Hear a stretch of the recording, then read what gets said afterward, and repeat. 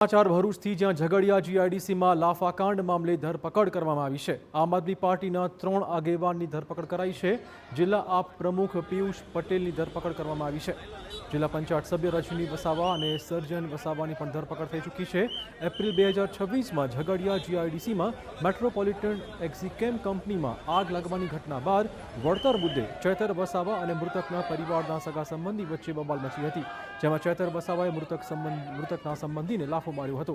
આ સમગ્ર મામલે આપના 3 આગેવાનો સામે પણ ફરિયાદો હતી। આજે પૂછપરછ બાદ આપના 3 આગેવાનની ધરપકડ કરી લેવાઈ છે।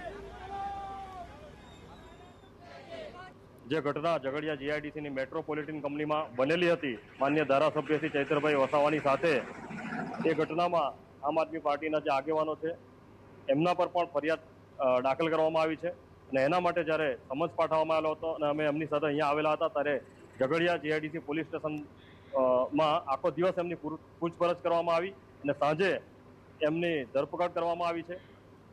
અમદાવાદ શહેરમાં